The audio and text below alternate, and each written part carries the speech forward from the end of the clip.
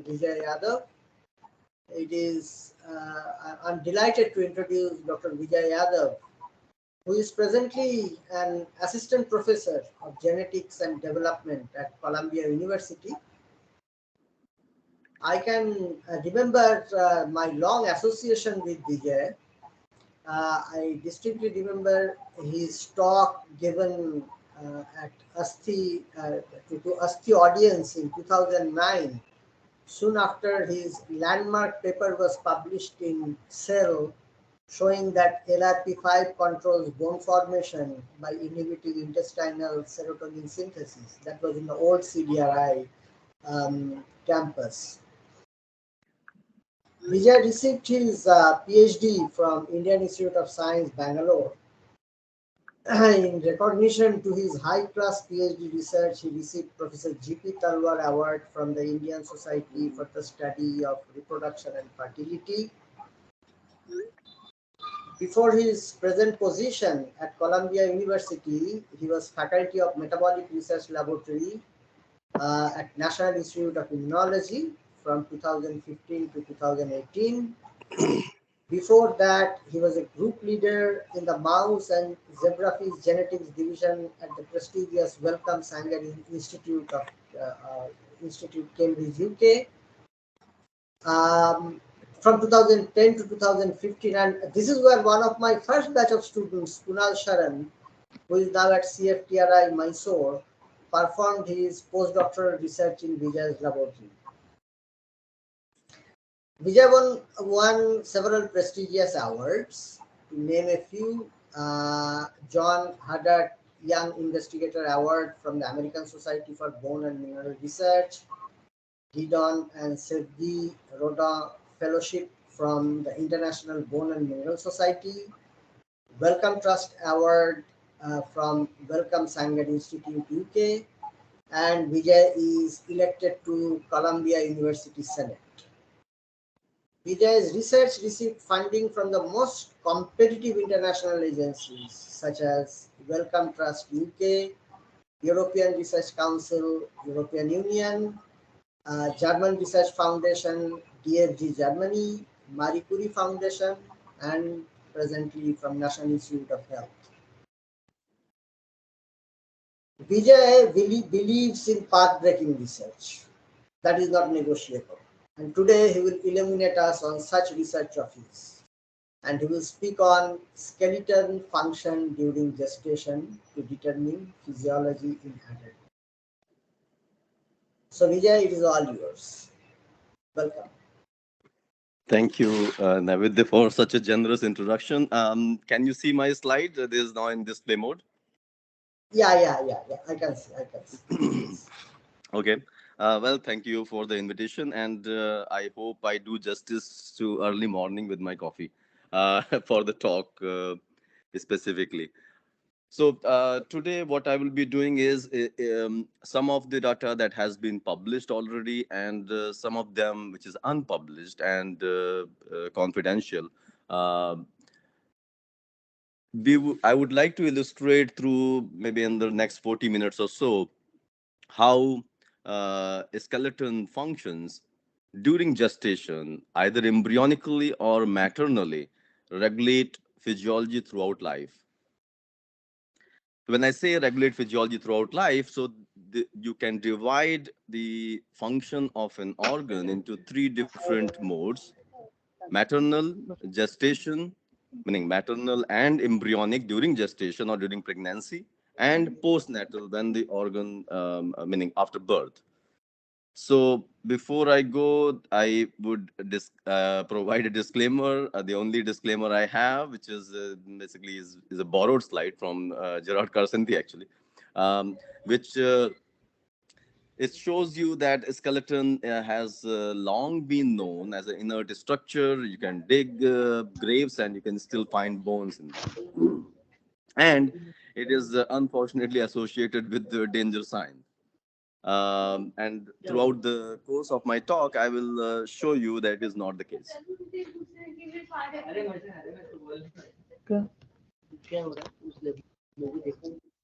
Just a minute. Sorry. Everybody mute, please, except Vijay. Please mute. Please go ahead. Please go ahead. Sorry, sorry. You can So go ahead. these are symbols and not a representation of bone biology, which is very rich, and I think it is still evolving as we speak. So any organ biology, let it be bone or any other organ, could be divided into three different portions. One is how does cell differentiation occur in that organ, and what are the cell types that make that particular organ? That is developmental biology. Second is how does this organ fulfill its known functions? That is molecular physiology. And what are the functions of the organ that we study? In this case, it is bones. And we know that one of the most important function of bones is to protect soft organs. So this also raises a very fundamental question: does bone have any other function beside making bone? And for the purpose of talk, um, we I would only today I will only focus on the adrenal gland. Just 1 second. I apologize for the inconvenience.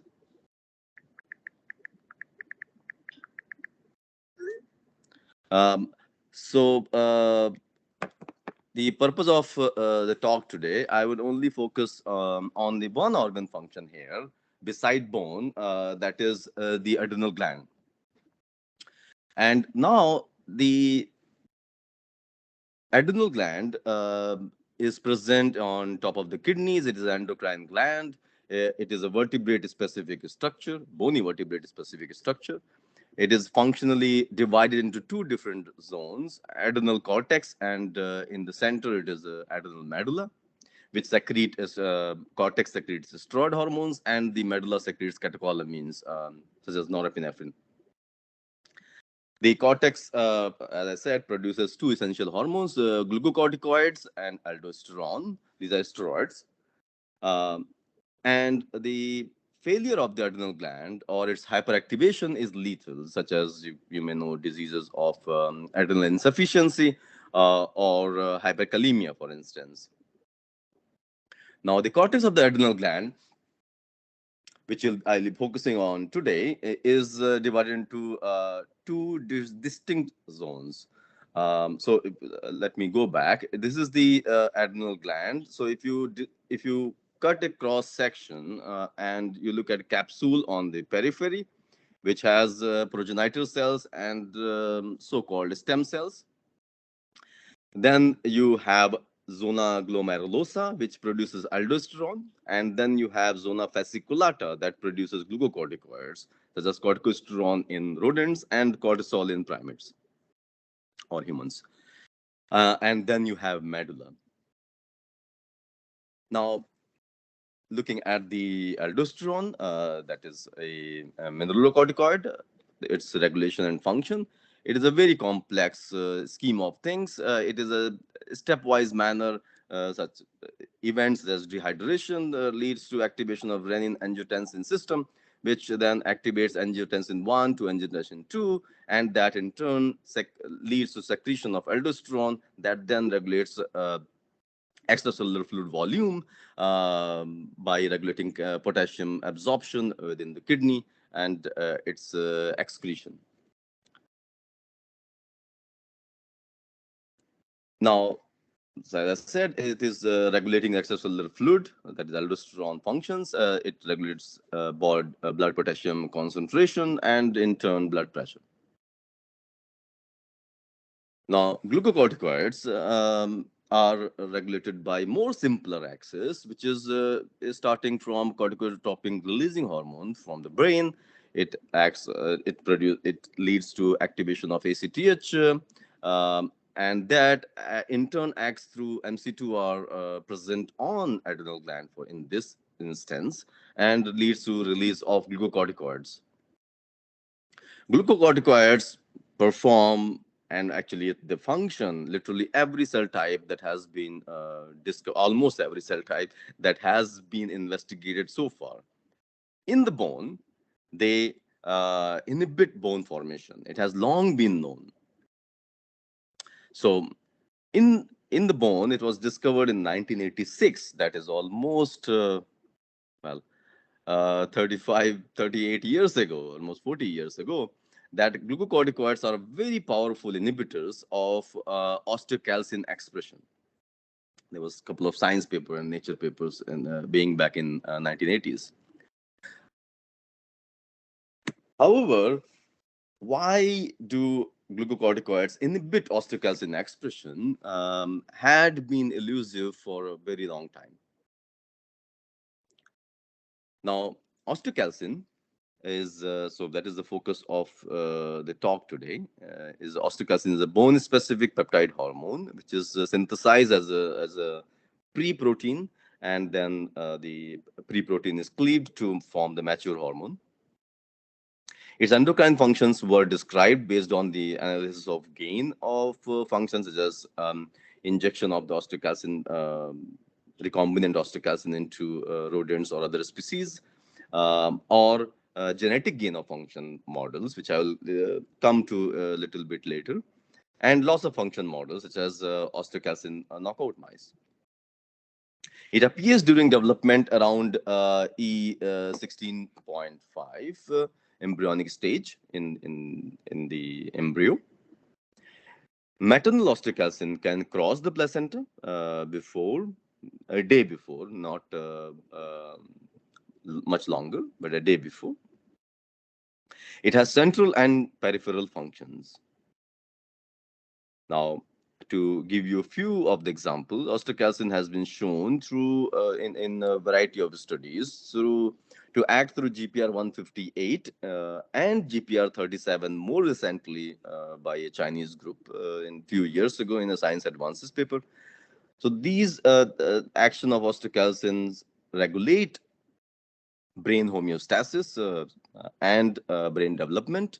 They lead to production of many of the neurotransmitters, serotonin and dopamine, and regulate memory and anxiety and other functions.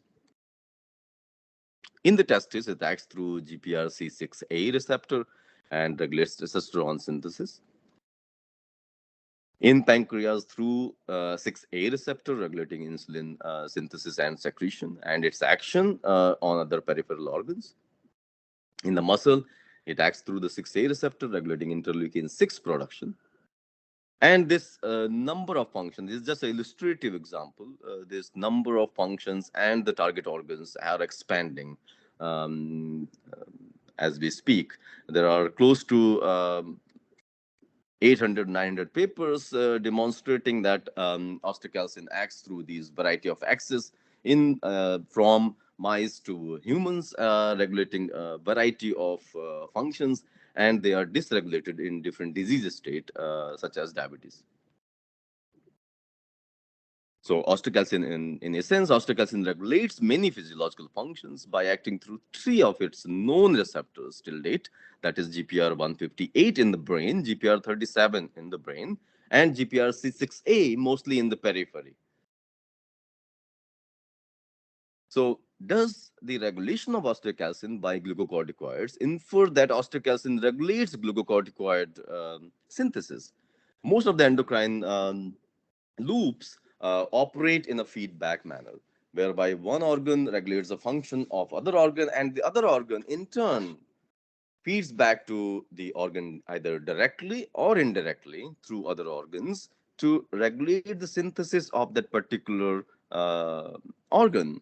Because if it does not do so, then it is going to be a floodgate where you are going to have a unidirectional activation of an axis which does not have any way to be regulated. Now, to understand whether osteocalcin regulates glucocorticoid synthesis in mouse, it is corticosterone. We injected recombinant osteocalcin or vehicle and collected, serum samples 2, 6, and 24 hours post injection. Now, this is a single injection of osteocalcin, which was obtained from Eli Lilly, Sanofi, or it was synthesized within the lab, a recombinant osteocalcin. it increased the corticosteroid levels in the serum within 2 hours post injection to almost equivalent levels depending on where the recombinant osteocalcin came from. And when you look at the temporal changes of corticosteroid synthesis, within 2 hours, it was increased by 3 to 4 fold, depending on the kind of recombinant osteocalcin used. And this peaked by 6 hours and declined by 24 hours. Still, the values were significantly higher compared to the vehicle treated animals, demonstrating that osteocalcin can increase corticosteroid synthesis in rodents if injected exogenously. This was done in males. We did then in females and in other strains of mice, genetic backgrounds, and we could see that the osteocalcin injection increase with the different temporal dynamics and different magnitudes at different time points, uh, corticosteroid levels in both males and females. What about aldosterone, one of the second steroid produced by the adrenal cortex?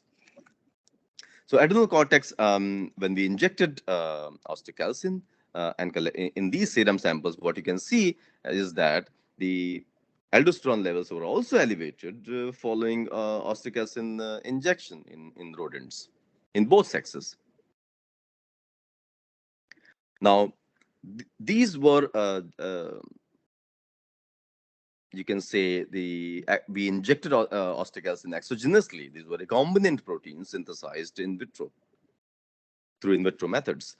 Now we looked at a genetic model of osteocalcin gain of function, which is the ESP. ESP, when you delete this phosphatase in osteoblast specific manner, it leads to the release of active osteocalcin, which is uncarboxylated osteocalcin, into circulation.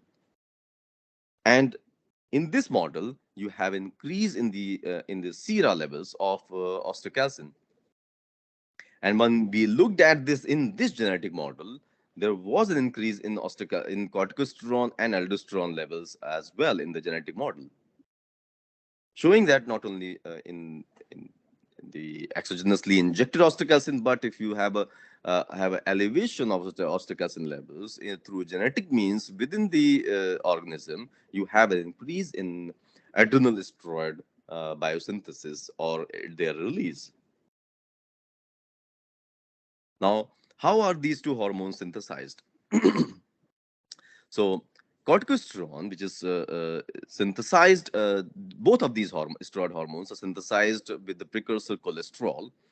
Through a series of steps, they get converted into deoxycorticosterone, which through the action of CYP11B1 enzyme, it is converted into corticosterone.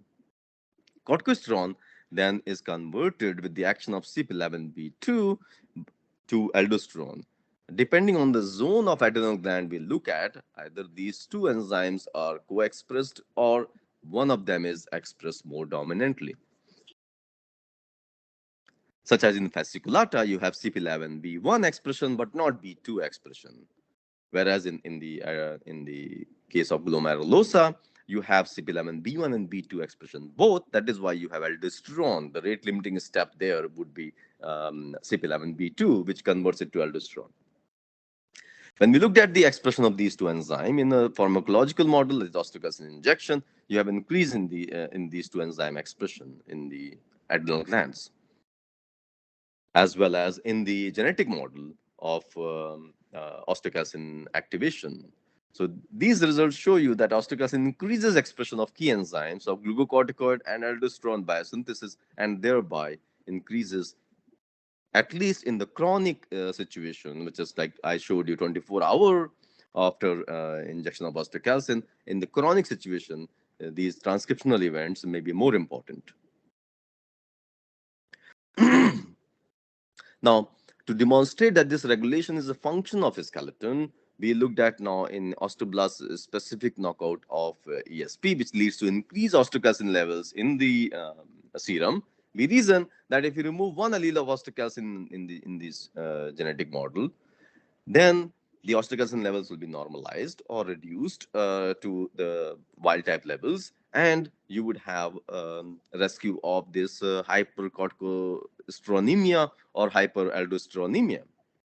Indeed, that is what we observed, that their corticosteronemia and aldosteronemia were normalized to almost to the wild type levels. So this demonstrates that this is function of the skeleton, because osteocalcin is a osteoblast specific protein synthesized only in the bone.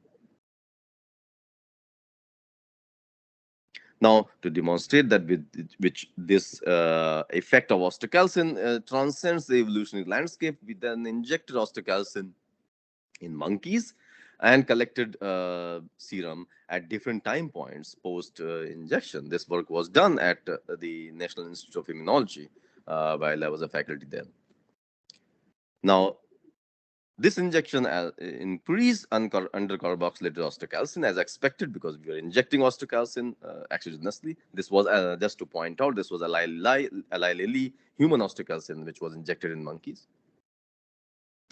Corticosterone levels rose as in rodents.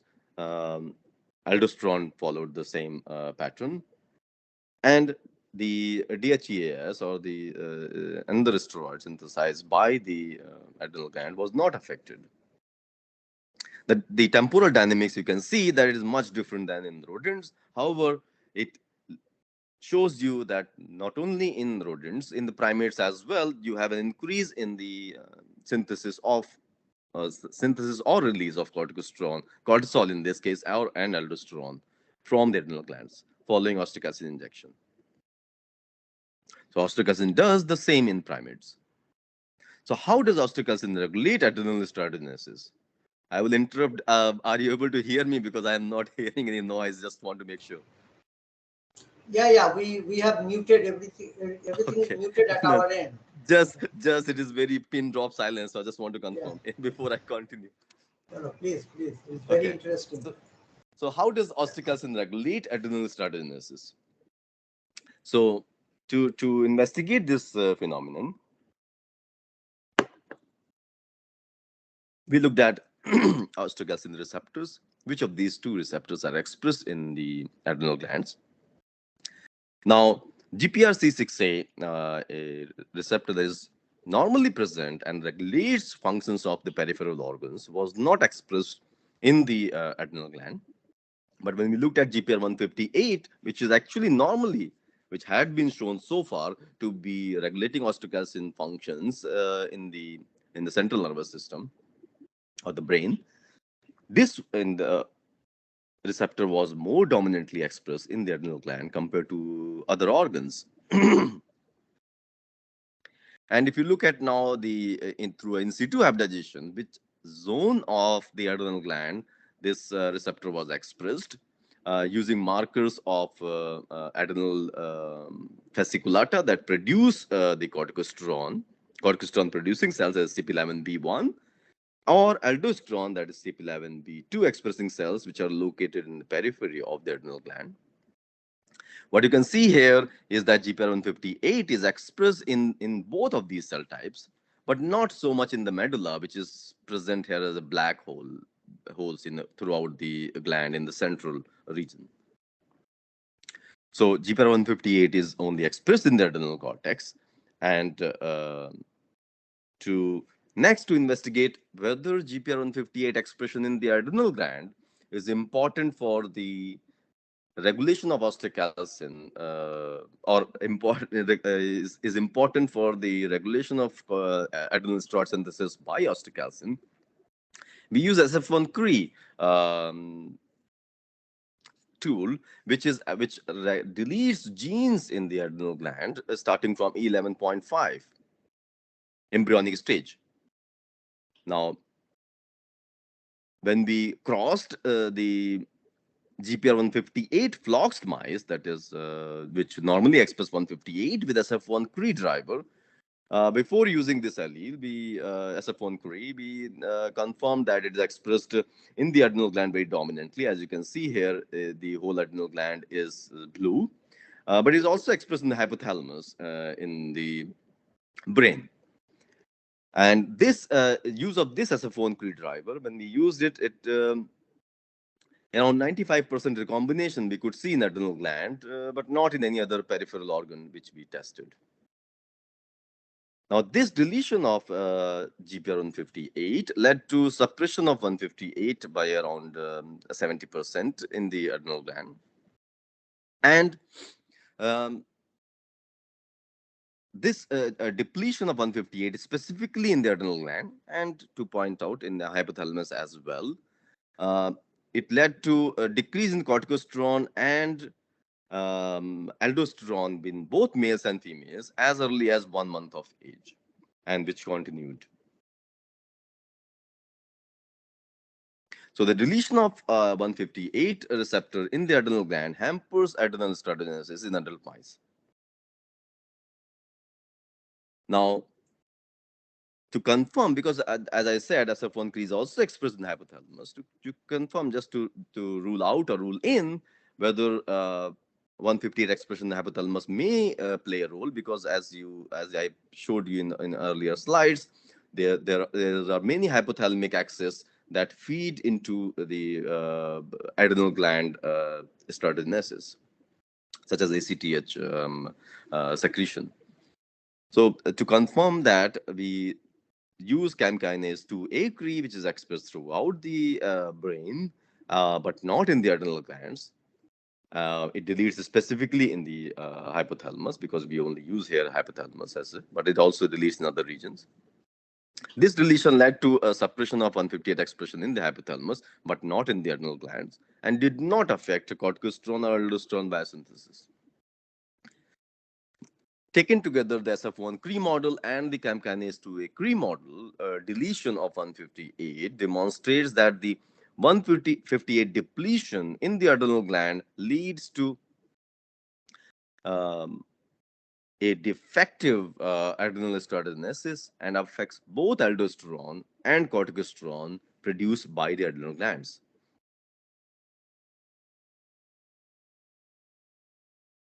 Now, in summary, osteocalcin is necessary and sufficient to promote biosynthesis of both glucocorticoids and aldosterone. This is true in rodents and primates. Osteocalcin signals through 158 in the adrenal cortex to achieve this regulation. Now, so far, what I have shown you is the injection of recombinant osteocalcin or genetic gain of function model, or this is ESP, or 158 receptor deletion or depletion in adrenal glands regulates the biology of adrenal glands, that is adrenal corticosterone and aldosterone biosynthesis. Now, what about if we look at now osteocalcin knockout mice? I mean, they will lack this protein in a constitutive manner, and they should display adrenal insufficiency. To understand this question, whether osteocalcin loss of function leads to this phenotype, we cross heterozygous mothers and fathers and generated wild type het and homo progenies. When we looked at the corticosterone and aldosterone biosynthesis levels in these mutant animals, either female or males, which were born from osteocalcin heterozygous mothers, there was absolutely no difference we could find, no significant difference we could find uh, between the levels of wild type and the mutant mice. Very surprising observation after 3 years of work. So osteocalcin homozygous mice have no adrenal defect. Now, this could be taken as a setback, that osteocalcin loss of function doesn't affect adrenal steroidogenesis, or it could be viewed in the context of information that we already had obtained, that if you delete 158 receptor do a genetic epistasis experiment and do a 158 receptor osteocalcin double heterozygous mice, these double heterozygous mice have reduced corticosterone and aldosterone, demonstrating osteocalcin does use 158 receptor to regulate adrenal steroidogenesis. So osteocalcin is the ligand and 158 is the receptor. because based on the result that osteocalcin homozygous mice do not have adrenal insufficiency, one can say, okay, osteocalcin is not the ligand, bona fide ligand for 150 receptor. But this result tells you that it is, because if you make genetic epistasis experiment, it shows you that there is a adrenal insufficiency in double heterozygous mice, but not in the single heterozygous mice. And if you inject osteocalcin in 158 SF1 deficient mice, it does not increase the corticosterone or aldosterone levels. So it tells you that this is a 158 receptor. Osteocalcin regulates adrenal steroidogenesis through 158 receptor, even in the pharmacological experiments.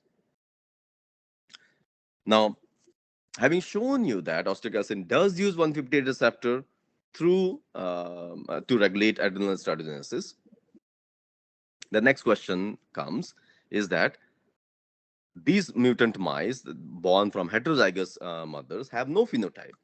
It also raises a concept which I showed you in the previous slides, that osteocalcin appears during development around E16.5 embryonic stage, and maternal osteocalcin crosses the placenta before that. So is it possible? A very much possibility exists that osteocalcin heterozygous mothers were giving some osteocalcin to their embryos through placenta, and that was sufficient somehow, was to regulate their adrenal development and kept these mice normal. Well, just to give you a glimpse, that maternal osteocalcin had been shown earlier to cross through placenta and regulate brain development and memory. To investigate whether it was a function of maternal osteocalcin during gestation, we cross het mice, created a cohort of mice, wild type and homozygous, then intercrossed these homozygous animals to make homozygous offspring, and wild type mice to create wild type offspring. Here, please note that the mother is homozygous. That means it does not have osteocalcin. And when we looked at now these osteocalcin homozygous offspring born from homozygous mother, which is deficient in osteocalcin on its own, you have adrenal insufficiency, both in corticosterone and aldosterone in both sexes. Now, this tells you the osteocalcin homozygous mice born from homozygous parents are severely adrenal insufficient.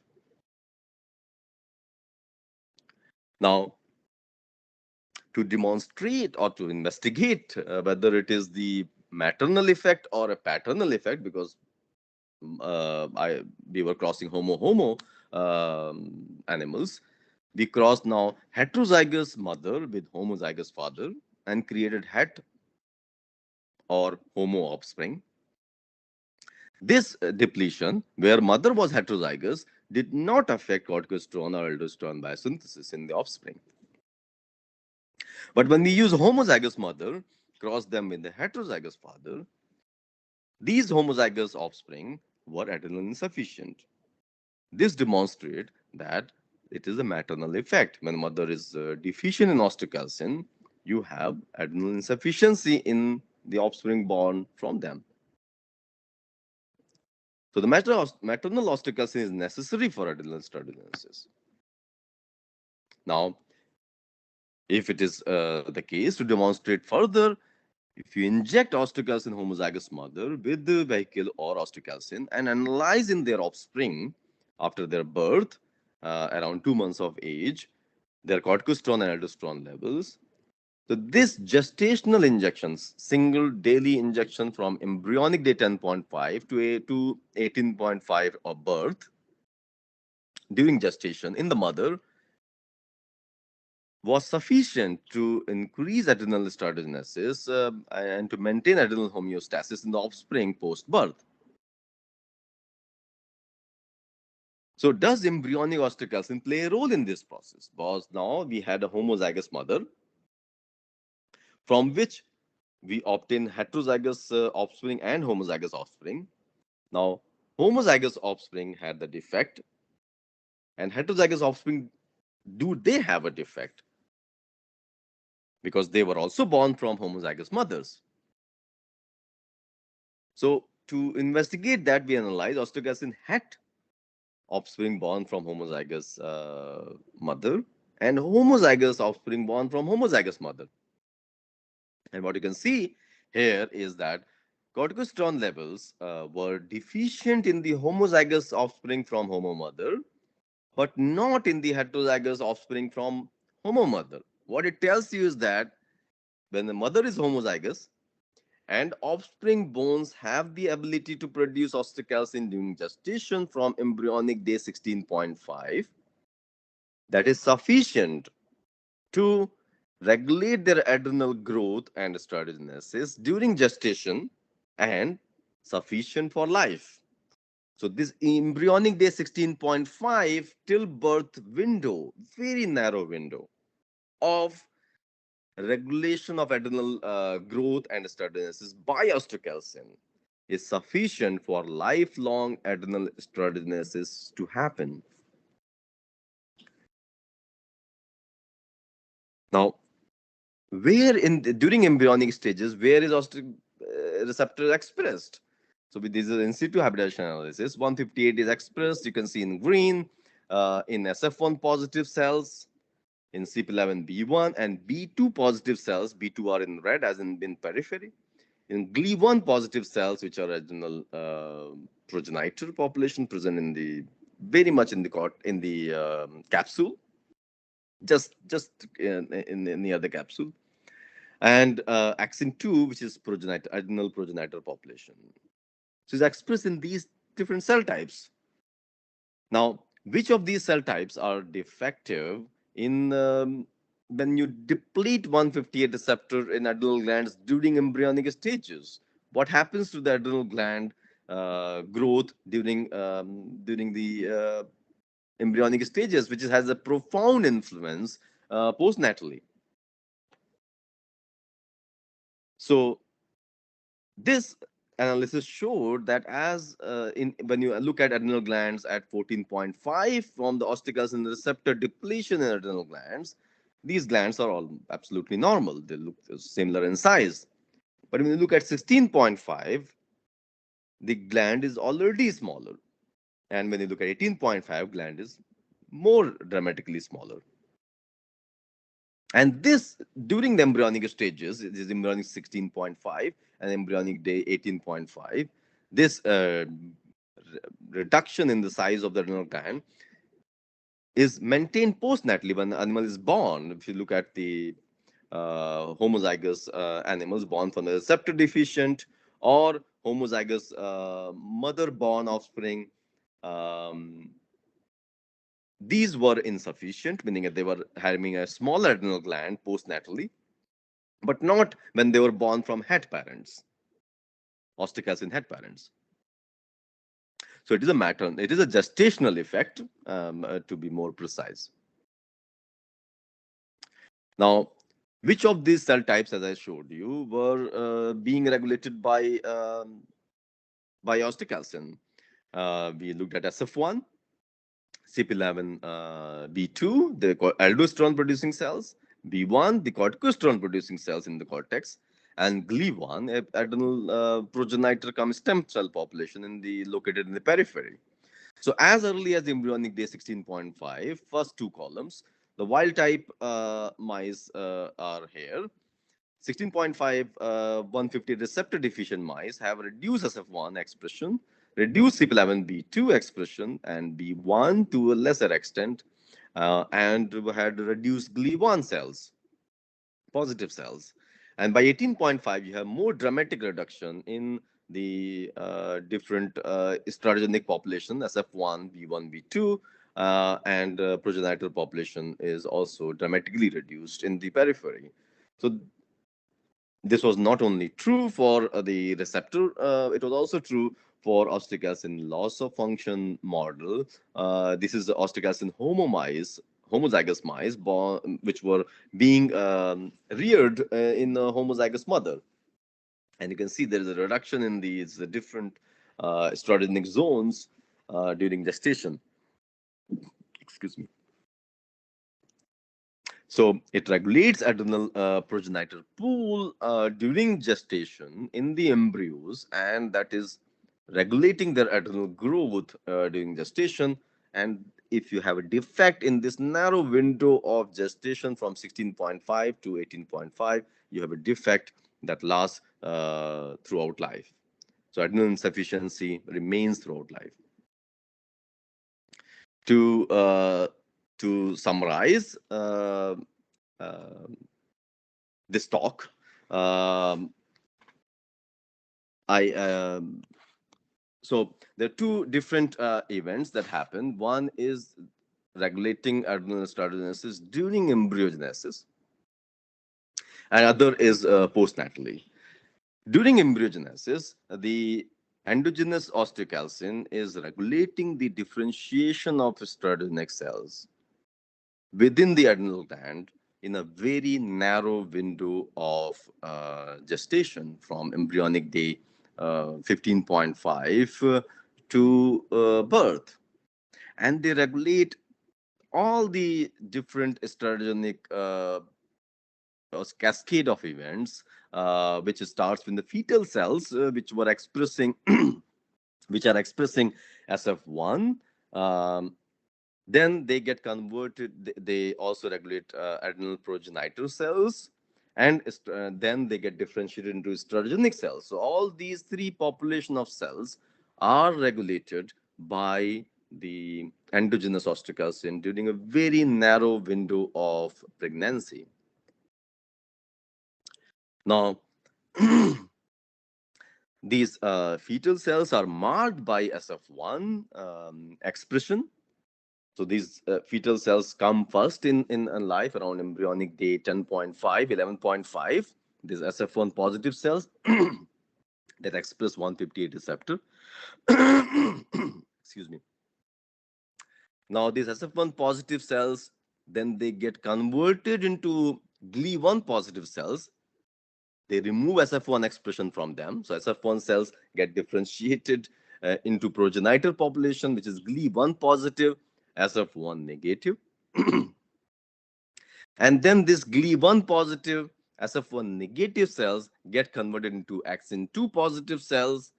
Followed by that, they get differentiated into adrenal estrogenic population, which is CYP producing cells, which is CYP11B2 producing cells, which produce aldosterone in adrenal cortex, and CYP11B1 positive cells, which produce corticosterone. So, through its action in a very narrow window of during gestation, embryon and endogenous osteocalcin regulates estrogenic differentiation program to regulate the lifelong adrenal steroidogenesis and homeostasis. Now, the second important point I would like to, as a take-home message for today's talk, is that the maternal osteocalcin is important for the regulation of offspring or the during gestation for the embryonic adrenal gland growth. And if the embryo is able to produce osteocalcin, such as I showed you in the heterozygous situation, when embryo is heterozygous, but it is being reared in a homozygous mother, it has sufficient adrenal steroidogenesis. This particular result shows you that osteocalcin coming from the embryo regulates adrenal steroidogenesis. And if mother is able to provide osteocalcin from itself during gestation, it is sufficient for maintaining adrenal growth in the embryo.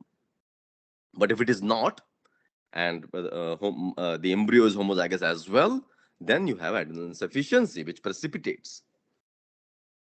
So this is a complex array of events that happen in the in a very narrow window of gestation to regulate adrenal growth from the skeleton.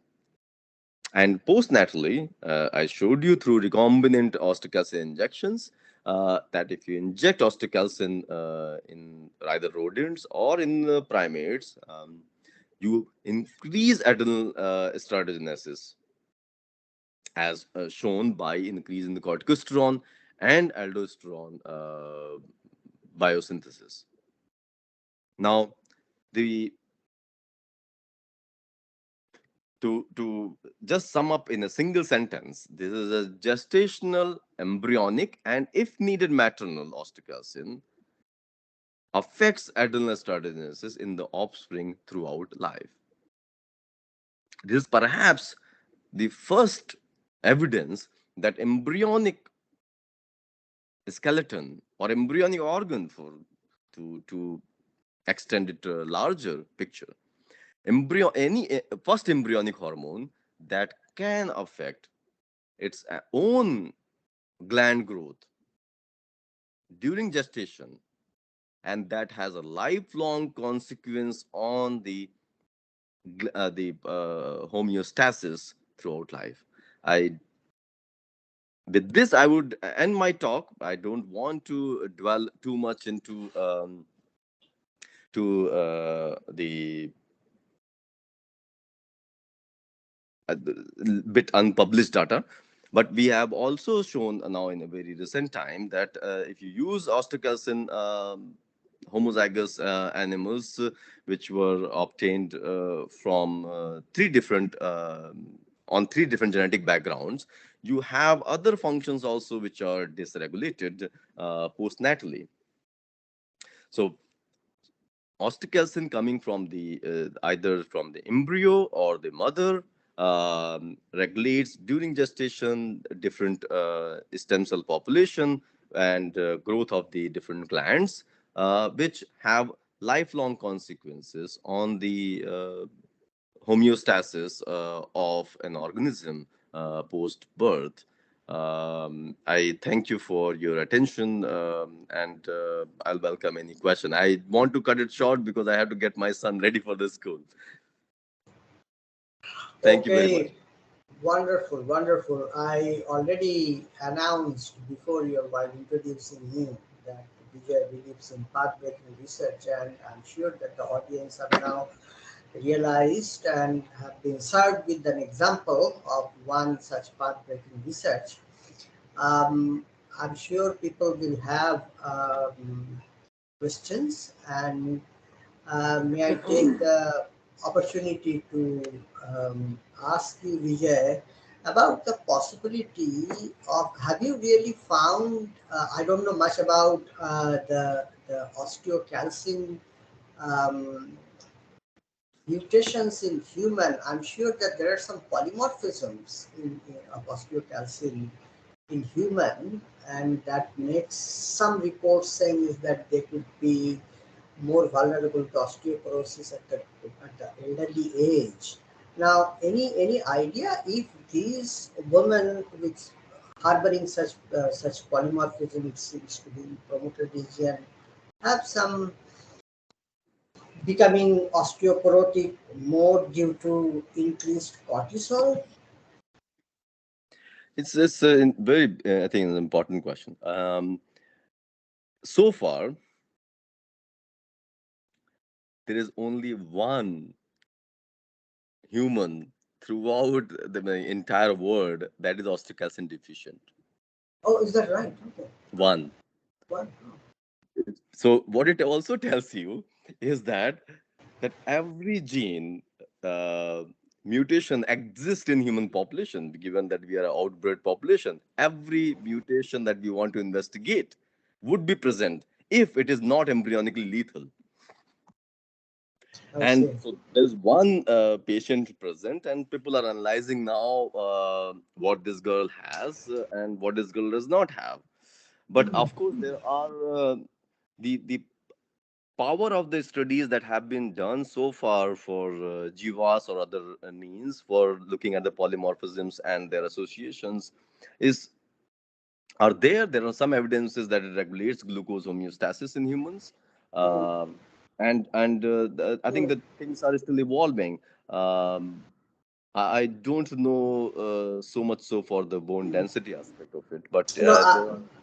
cortisol. I'm saying is that are they so that particular girl is showing some alteration in cortisol. I don't know. I am Uh, not the one that is right. investigating the question. But yes, it is possible. But as I said, that there you have so many plethora of changes that are Yeah. happening when you have a deficient osteocalcin, that Uh, to dissect out in a human. right. Right. Yeah. No, Maybe that is some, that we I don't know understand. really. Maybe we'll know probably in the next few Right. years down the line.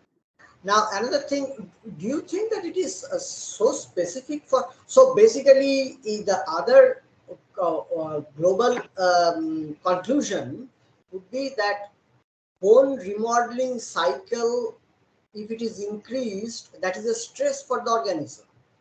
So by bone remodeling cycle, you will have more osteocalcin. Well, there would be carboxylated also. I mean, uncarboxylated osteocalcin will come, and that in turn will increase cortisol levels. So the organism is in stress when there is a high bone remodeling, particularly as it happens during osteoporosis, right? So wouldn't you also wonder if the steroidogenesis is only regulated at the level of adrenal steroid, or it is also regulated? It is influencing steroidogenesis towards estradiol biosynthesis. That steroidogenesis part.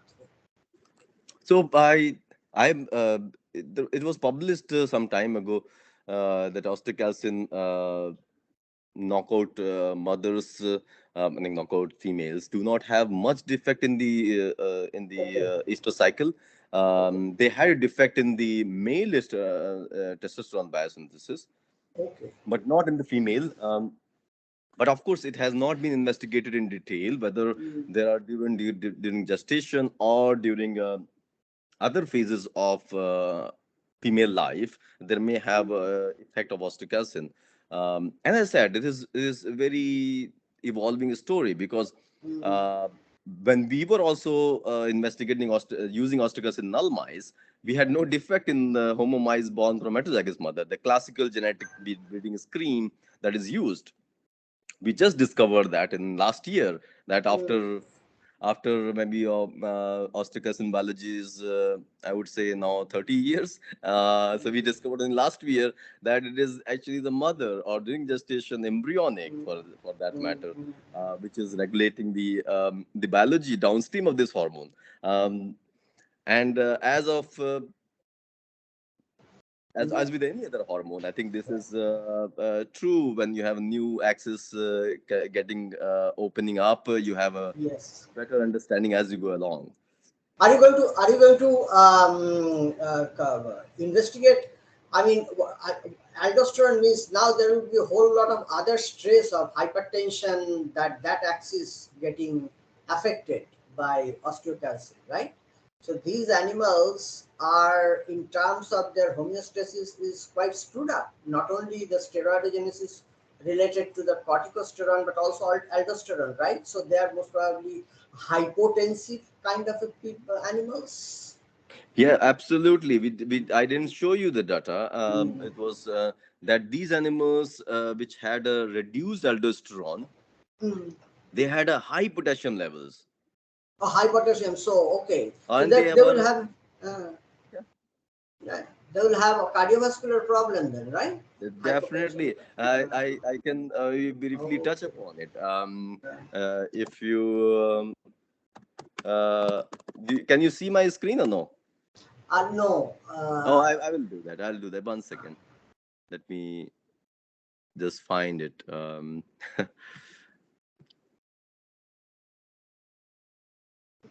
What a remarkable finding. It is really fascinating. Here you can.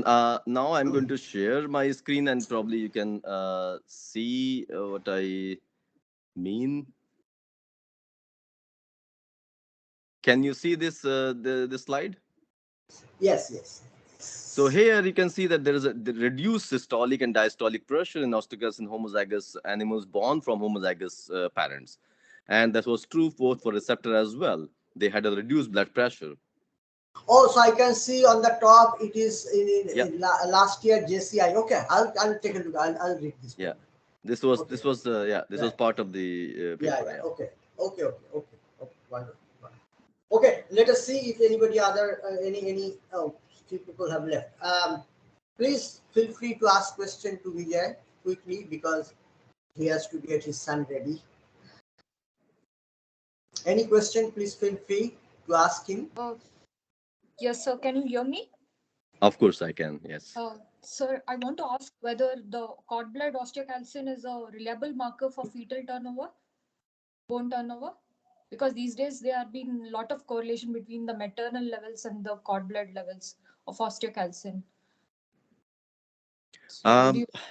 as it depends on the function that you look at it. In my view, because as I showed you that even if the mother is homozygous and the embryo is able to produce heterozygous, which is able to produce osteocalcin, it has no defect in adrenal stenosis. So, for any hormone, my understanding of the physiology tells me is that the receptors play much more dominant role for any exogenously or endogenous hormone which is being secreted out, because when you have receptor deficiency, hormone is not able to act. Hmm. But if it is mother or offspring, if they are able to produce osteocalcin, at least one function, in this case I showed you that adrenal stenosis cannot be correlated with osteocalcin levels in the cord blood, for example. It So it cannot be. can't. Okay, it can't be a reliable marker for fetal bone turnover. For no, I think that will be and it is possible because you now have mixed up, right? You have a mixing up of the maternal bone Yeah, it turnover can cross. and the fetal bone turnover. When bone turnover is not there in the fetus, for example, it is still growing. There's no turnover during development, so it is still growing. It is depositing bone, so it is maternal actually more turnover. Okay, okay. Yeah, but we see a lot of literature coming up where they try to correlate the maternal levels and the fetal levels to say talk about bone turnover, fetal bone turnover. So Well, I think it is probably not my cup of tea. To The clinical studies are very, unless they are well powered, there are always going to be challenges there. But yes, I'm sure that it is possible, but I don't know really in more precision. okay, I think I have to reframe my question and ask you again to get more Of clarity. course, I can reach sure, you later. Yeah, thank you. no problem. Any other question, please?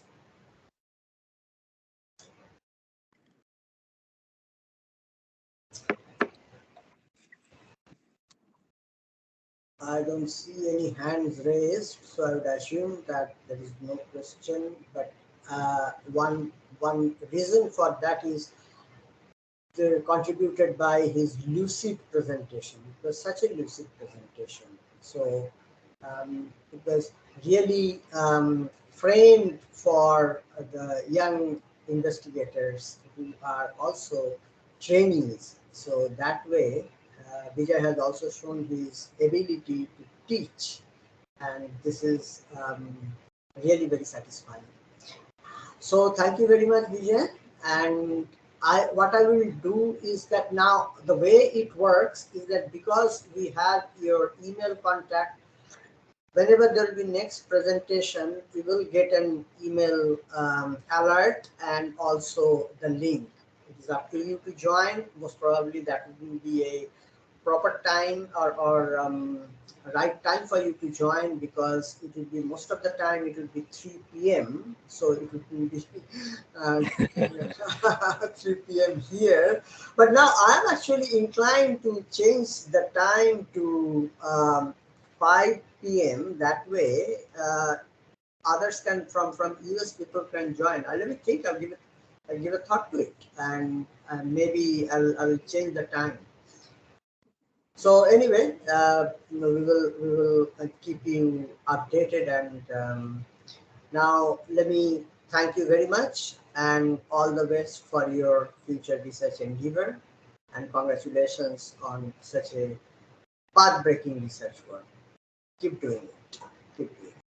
Thank you, Navid. Thank you. It was a pleasure talking to you guys today morning. It was good to speak to you. And we always have positions available for postdocs. If any young trainees are looking Sure. up for the positions, please feel free Right. to drop me a line, and we will definitely find. Colombia has a very vibrant bone Right. community Right. now, Yes. like more Yes. than six PIs. Right. You will always find some kind of a bone biology, endocrinology more than the bone Right. biology. Right. Definitely. Definitely. Sure. Of course. It is in our list of centers where students keep an eye on or keep a watch on it. Definitely. Sure. Okay, Vijay. Have a good day. You Bye. guys have to. Bye. Bye. Bye. Thank you.